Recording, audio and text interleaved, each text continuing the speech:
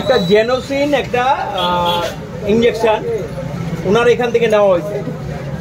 উনি 11/24-এর expiry day সেটাকে আমাদেরকে প্রোভাইড করতেন এবং এইটা নিয়ে সেটা হয়তো তারা ওরার মধ্যে নিয়ে গেছেন। লোকটা পেশেন্টটা খুবই খারাপ, আপনারা চিনবেন। এখানের কর্পোরেটর নিখিল রঞ্জন চক্রবর্তী, ওনার শারীরিক অবস্থা খারাপ ছিল বলে ওইটা মেডিসিনটা নেওয়া হয়েছে, ডাক্তার দিয়েছে। কিন্তু সাথে সাথে দেখা গেল 11/24 এটা এক্সপায়ারি ডে, পুশ করা তো হয়ে গেছে। ওনাদেরকে জিজ্ঞেস করলাম অনেক যাচ্ছেন এখানে দৌড়ে যাচ্ছেন। হ্যাঁ এই তো আপনার পেছনে যে অ্যাপেলো সাইনবোর্ডটা আছে এই দোকান থেকে নিয়েছে। কি নাম দোকানের নাম? Apollo medical chemist and druggist.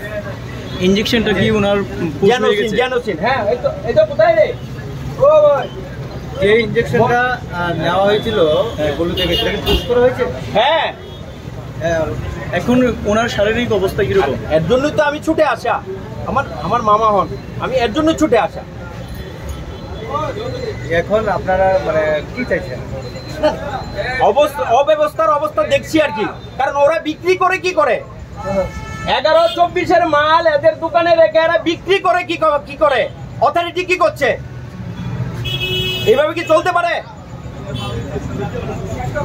এখন একটা দোকানে আমি একটা শিক্ষিত মানুষ যারা লেখাপড়া জানে না তাদের অবস্থাটা কি, বা ইমার্জেন্সি তারা ওরা করে ওষুধটা নিয়ে যাবে পেশেন্টকে দেবে, সেই অবস্থায় যদি ইনভ্যালিড ওষুধ যদি পার্সু করে তাহলে কি হবে? মানুষের অবস্থাটা কি হবে?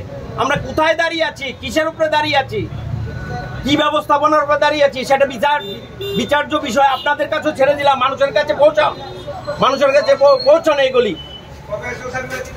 কারণ দায়িত্বগুলি আমার না, আপনাদেরও আছে, আপনারও হতে পারে। দোকান মালিকের সাথে কথা বলে আপনি কি বুঝতে পারবেন? না, উনি বললেন যে আমি দিয়ে গেছে, স্টাফ হয়তো দিয়ে গেছে, আমি দৌড়ে যাচ্ছি, গেছেন উনি। কিন্তু ব্যাপারটা এটা না তো, এটা রেসপন্সিবিলিটি ডিউটি। এটা অন্য দোকান না, চা স্টল। একটু চিনি কম হলেও মানুষ বেঁচে যাবে, বা কম বেশি হলে বেঁচে যাবে। এটা চা স্টল না, এটা ঔষধ, মানুষের জীবনদায়ী ঔষধ তাদের কাছে থাকে। একটু দেখুন আপনারা, এটা পৌঁছান ওদের কাছে। স্বাস্থ্য অবস্থা কি অবস্থা? স্বাস্থ্য মানে যা ইচ্ছা তা চলছে, যা ইচ্ছা তা। অথরিটি আমি অথরিটিকে বলছি,